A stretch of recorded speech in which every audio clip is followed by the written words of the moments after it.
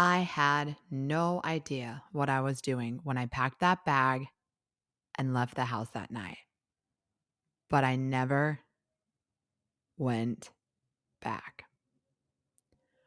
Welcome to Wandering the Wild Mess with Heather Morgan. I am so happy you're here. I'm starting off just really reminiscing about what's coming up for me. I'm a big dates person, and I know as much as I preach, everything always works out, and we just need to be positive and grateful. I oftentimes have challenges getting out of my own mind, which I'm sure many of us do. And with everything going on in my life right now, I have recently been reflecting so much on what's up and coming in the next week or few days is 2 years since I just left. And when I say left, meaning said, I want a divorce and then followed through with it. And I think a lot of people in relationships, whether you've been married or not, there's a moment where you kind of say something in the heat of the moment, but it's not really, you hadn't really thought it through. And it's probably not exactly what you wanted, but you're just feeling some sort of way. I think sometimes our emotions get the best of all of us, right? But when I said that, I never thought like I didn't premeditate that moment. I just said it and I left. And I don't even know when I look back how I even had the courage to just roll with it. And I know that the biggest thing was having the support of my friends because I don't think that I could have done all of that without support. And I think this is just a little, I'm going to send this reminder out to people because I feel like, and especially men more than women, even, but we all have these times. And that, when we need someone to talk to, we got to reach out. We can't stay in our own heads because it doesn't get us to where we need to be. And it can take us down a pretty dark and scary path in our own minds that, again, isn't even reality, but we just start trekking down that path. And if we don't let someone help us by turning on a switch or lighting a flame or, you know, bringing in a candle, and that's kind of what relationships and friendships do for us, then we can be in a pretty dark spot. And so I think in this, where I'm going here is I've been thinking a lot about when am I going to have it all figured out? I I think that's just a point in time where we kind of all are searching for like when is it all going to make sense? And I think sometimes when you're in a relationship, you're in this marriage with someone, whether you're enjoying all of it or not, I think you have to realize in any relationship like it's never going to be perfect all the time. And it's always going to have its ups and downs. But I think there's a calmness in that stability of having that constant person in your life. I think that's probably one of the best feelings as humans that we can have is when we know that we have one person in our corner that the whole idea of for better or for worse is going to be there for us. And we're not always going to be rainbows and sunshine. We're not always going to be our best selves. We're not always going to be happy because we're still humans with emotions, but we have this rock that's there through all of those things. So it's almost like hiking up the mountain with a partner, knowing that like if I get winded for a minute, at least they'll help me like, "Hey, I don't know if I can make it up. I'm getting tired." "No, you got this. You can do it. We're almost there." This whole thing. And don't get me wrong, there's times it's like, let me hike this spot, we'll meet in the middle. Like, do your thing, I'll do mine. But knowing you just have that person is such, honestly, probably such an underrated thing. I think we kind of if you've had it, you may forget how wonderful it is and not and think it's just, you know, probably don't appreciate it as much when we have those things. But when we don't anymore, I think when you reflect back, you realize what a blessing it was to have a partner that wanted to venture up the mountain with you. And I think that's why when people ask me why I held on to so much guilt for leaving, I think that's why. Because I never wanted to leave him without a, a partner to travel up the mountain with him. I didn't want to do that. And the more that I've soul searched and looked inward and trying to heal and work on some of the things that I know that I need to do better moving ahead, I think about the line from the Zach Bryan song, which, I'm always going to go to music. And I have a story about one of his concerts. So I need to share that. But there's a line that says, "Grab me by the hands, just as calloused as I am. Say you're proud." I think the that line just says so much because I think so many of us are aiming to be great and wonderful, but we never know if we're enough. And I think that can start in childhood when you're younger. You're constantly looking for validation from your parents, your siblings, your friends, people around you. And then as you get older, it starts being your colleagues in your career, your leaders, your partner, boyfriend, whomever, whatever is in your industry, any kind of like, oh, what I'm doing is enough. I think we're all just constantly looking for someone to validate that what we're doing is enough. And the hard part is I truly know, but it's easier it's easy to know. It's sometimes hard to put into actual like executing that. But we have to validate ourselves instead of just putting the burden on others. Because when we seek constant validation from external, then we're always going to be in that cycle of needing external validation from someone. And there's just some times that you're not going to get it. And that's going to dictate your happiness or your mood. And that's like not what we want because it's out of our control. So when we learn to validate what we need within ourselves, then we have the control to kind of be steady with being proud of who we are.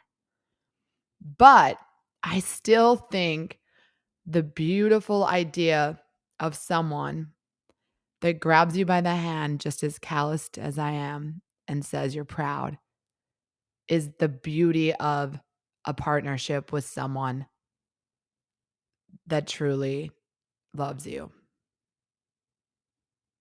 and means it. And that's where I'll enter. I don't know what I'm doing because I could paint that pretty picture, but I left because I needed something more.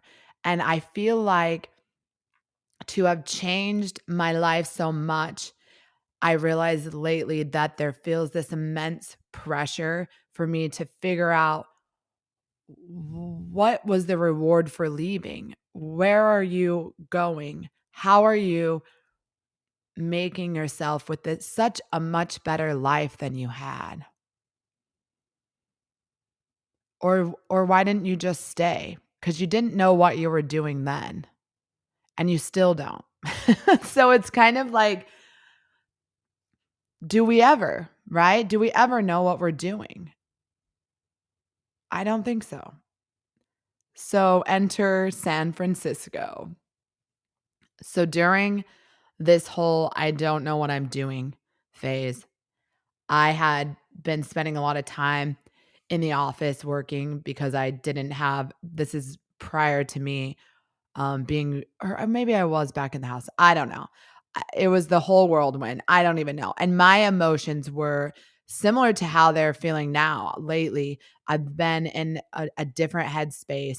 And it was one of those where you're just rash making a decision like, I'm going to go to San Francisco to see Zach Bryan. He's playing, so I'm going. So, and it's literally like, I don't know, the week if before the concert, I end up finagling this whole trip. I'm just going to solo go by myself. I hadn't been to San Francisco in years. And he's playing at the Warfield. And I'm like, sure, downtown San Francisco, book the flight, do all the things, get to San Francisco. And I remember I'm buying my ticket, which was way too much resale, obviously, like a week before the concert. And there was like 2 seats on the end. And I'm like, okay, if I pick the end seat, then someone's going to have to pick the seat next to me and they're going to have to one ticket because the other people have already picked their seats, right? So if I pick the one on the end, someone's going to have to sit next to me. So maybe I'll meet a friend because it'll have to be someone else going by themselves. And they obviously probably don't know those other people. So I buy my ticket. I have a couple drinks at the hotel bar before I go down. And then I'm like, I walk there because it's still light enough. And I mean, I got scolded that wasn't my best idea, but my hotel was really close. So I walk there and I'm like, okay, I see all these people in line. Like it's crazy, this line outside the Warfield. And I'm like, oh my gosh, like, wow. So I'm like, all right, well, I'm going to need a drink while I'm staying in this line. And so I go into some like little convenience store that has liquor and I buy like a couple of beers and couple mini bottles of tequila. And so and then I make my way to find the end of this line and I can't find it. Like, I don't know where it ends. I'm kind of asking people, like, I don't even know. So finally I'm walking around and I get to the front of the Warfield and I'm like, is this this is really the line? And they're like, yeah. And I was like, look, I have some beers, some tequila. Like, if you guys just let me come in the line with y'all, like, here you go. Perfect trade. They were like, of course, because it was just me. So meet these friends in line. We're drinking the tequila. We get in, all the things. I'm buying merch, which I've never even really been that girl that's buying merch, but I swear, like, suddenly the one thing I knew after I was getting divorced, I just wanted to buy merch. It was, I don't know. It was like a switch flipped. So I'm buying merch and I'm waiting and grabbing a drink. I get to my seat and there's a guy there and look at that. So he's by himself at the concert. So we get to chatting like before the show starts. So I have all this merch and I'm chatting. I'm just like, he's like, oh, you're here by yourself? And I'm like, yeah. And I was like, you? And he was like, yeah. And sure enough, he had been going through a breakup. Someone that he'd been with her for a decent amount of time. They weren't married, but they had been together. I feel like it was like 5 or 7 years. I'm trying to remember. It was like a good amount of time. And she decided she needed some space and, they were not together at the moment. But he was kind of holding out some hope. And as he's telling me these things, so now him and I are just new, besties at this moment. So and I am not talking really about my divorce at this time, but I just said I had to come to this album's been healing me. And so he's kind of telling me their whole thing and I'm just in my head going like, this woman is not going to get back with this guy. Like, she's like, the things he's telling me, I'm like, I don't even know why he's holding out hope. But it's easier as an outsider to see that than when you're in it. In your own heart of hearts, you want to hold on to something and believe that it'll be different. So no judgment there. So we watched the concert was like amazing. And it's crazy because I'm sure Zach will never play in a venue like that. Like, I saw him play in Knoxville, and the huge one like I talked about. And now he's playing, even bigger stadiums. So, and arenas. So that was cool for me to be there. So I'm jamming out, um, loving my life, like having the best time, being the happiest type girl. Like it was just such a fun concert. So we go to leave and I have all this merch. And so this nice guy ends up like carrying my merch, and we're like, I have to go to the restroom. He's carrying my stuff around, blah, blah, blah. He's like, you're going to walk back to your hotel from here? And I was like, yeah. And he was like, I don't really know if you should walk, because he was from San Francisco.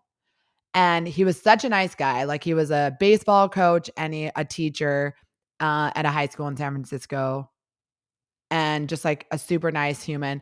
And I'm definitely a sucker for like nice guys. And I also just felt bad that whole thing with that girl, it's like I just wanted to shake this man and be like, there are hundreds of women in this world and at this concert, like don't invest any more time in someone that doesn't want you. But anyways, we end up having a great time. He ends up walking me to my hotel, which was super nice. And I learn even more all about him. And I think about that a lot. Well, not a lot, but it crosses my mind sometimes, because he got my number. Like, obviously he doesn't live here. He's talked about coming to Tennessee, but I remember that he had told me that like it didn't end up working out with her, but he really needed that night that we spent together, that I just was so fun. And it was just such a great time. He remembers how like excited I got when Oklahoma Smoke Show came on, and that was my song. And it was just exactly like what he needed to see, like the happiness and all of the things. And I guess that story kind of makes me happy, because even when we don't know what we're doing, we should just do stuff, and then we find things that make us happy. Like, I think sometimes when we get overthinking and stuck in our heads, it's easy to just not want to do anything, not want to adventure out, not want to take new chances, want to get stuck on the why is it like this way? Why don't I know what I'm doing? Why is it so hard? Why do I feel this way? But if we just say, let me just go out and do stuff, then you have the opportunity to either bring light to someone else's life or have light brought to yours. And don't get me wrong, I had the best time. I went to a concert solo and left with a date, if you call it. I mean, we basically went to the concert together. And in my eyes, I'm sure he would agree the same. And it was just like, hey, we're both like, we don't know what we're doing. We had been with these partners forever, and now we won't go to a concert alone, and we leave with someone that is like super fun and just like open to having like a really exciting time and carefree moment. Like I loved it. And I still don't know really why I was just actually, y'all, in this moment, I'm like, that's what I need. That's what I need. I need to just go somewhere new and see where it takes me. So if you're listening, that's gonna be my plan. I feel like that's when I think about what makes me happiest in life, besides like being in the water, being on a mountain, it's just being able to meet people and just vibe with life. And I'm balancing so much right now the difference between life's not that serious and Heather, you're an adult and you need to figure out your life. And the weird thing is that I came across something just recently that was talking about it. And I don't know if this is really someone, but it was written like it was. And she was an 85-year-old. And it was basically like she said, if I had to live my life over. And it's like, I'd like to make more mistakes next time. I'd relax. I would limber up. I would be sillier than I ever had been this trip. I would take fewer things seriously. I would take more chances. I would climb more mountains and swim more rivers. I would eat more ice cream and less beans. I would perhaps have more actual troubles, but I'd have fewer imaginary ones. Basically, she says she was really sensible the whole time of her life. She was always prepared, but she lived so many years ahead of each day and was always prepared with a raincoat and a parachute. But if she'd have it to do again, she'd travel lighter than she'd have. She would start barefoot earlier in the spring and stay that way later in the fall. I'd pick more daisies. And I'm giving us this I'm wrapping this into what I'm saying because I think there's always that challenge between I'm not doing enough, I don't know what I'm doing, and I have to validate whatever I'm doing with myself more than ever because I'm walking up this mountain alone right now. And whenever you're walking up the mountain alone, I think it's just there's benefits because you get to choose the path yourself. It's you. You go where you wanna go. But with a partner, someone kinda cheers you on as you try to navigate, and you get to do the same for them. So it's like, which one do you want? Because they both come with worries and troubles. Both are gonna have hard times and both are gonna feel easier. I think when I look back to myself almost 2 years ago now saying those words that I can't believe so seriously came out of my mouth, "I want a divorce." I didn't realize how much my entire being would change. And I don't know if anything can really prepare you for that. I think there's a sense of failure that has to be learned to be let go of, that you have to just process and learn to let go. And I think it's just like grief and the same as if in the grief of my father, which Father's Day just passed. So that was a difficult day for me. And I keep it in my own head. I try not to bring others down with that, but it was definitely on my mind. And, there's days where I'm just grateful that I had my father and, I talk to him in my own way and everything's fine. And then other days it just hits me like, this stinks that I cannot just call him. And this is really hard. And if he was here, it would be like this. But you know what I mean? Some days it's hard and some days it's easy. And I think that's kind of life. I think that's kind of what when we're trying to figure it all out, it's like some days are gonna be hard and some days are gonna be easy. And we just have to kind of go with the ebb and flow of the reality that no matter what path we're on, it's not gonna just be this straight shot to simple. It's not gonna ever just be this place where everything just always falls into place. And even as a firm believer of everything works out as it should, even as someone that has smiled through some of her darkest days and seen it work out the way that it should, I have to be realistic in saying that it's still hard sometimes to not know what you're doing. But I think what I'm coming to the conclusion now is that when you're trying to figure out what you should do or when's the right time, just decide. All the spinning your wheels and thinking about it doesn't help or move us along any further.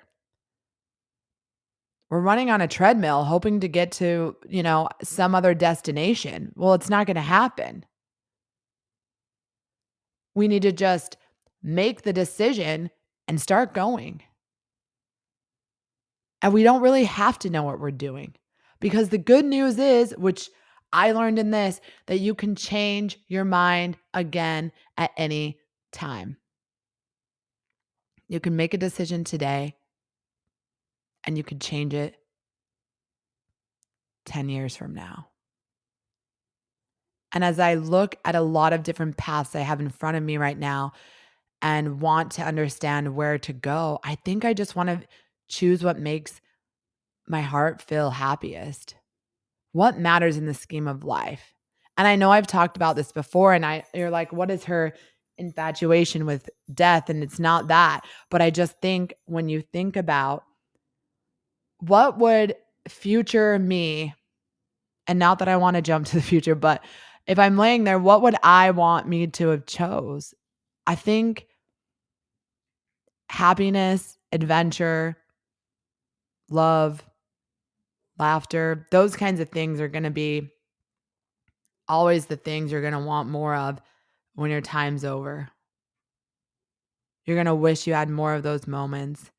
You're going to wish you could have spent more time with people that cared about you deeply and less time about worrying about the ones that don't. More time thinking about how much you enjoyed your time in the mountains, on the water, taking a moment to just do nothing with someone you care about over proving everyone that you're good enough for anything or feeling some kind of way about life and why all the things in your past that you're upset about even happened. Because they did, and they're over. And you made choices, and now here you are, and you're presented with more choices. And it's just going to continue to be an ongoing upward, make more choices. So, yeah, I don't know what I'm doing still. And it's been almost 2 years. But I do know more that it's just always going to be okay, no matter what.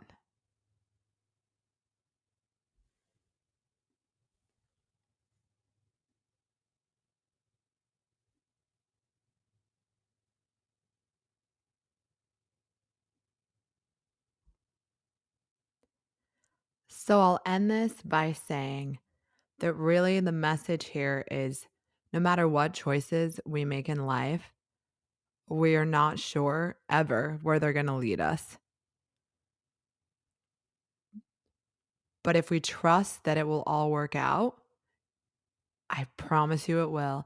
And if we just take a step back and go, what do I want to do?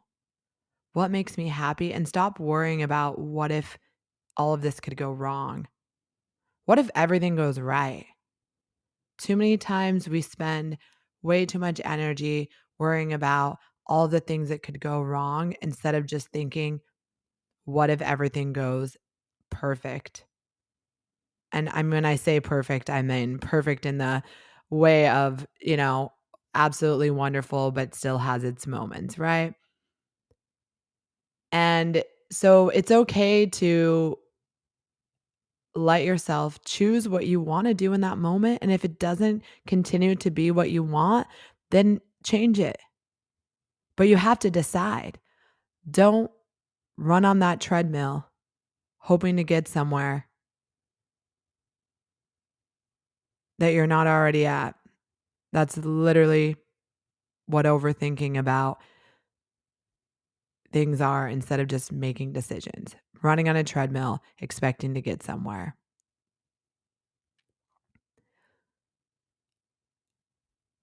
Thanks so much for listening to Wandering the Wild Mess with Heather Morgan. You matter.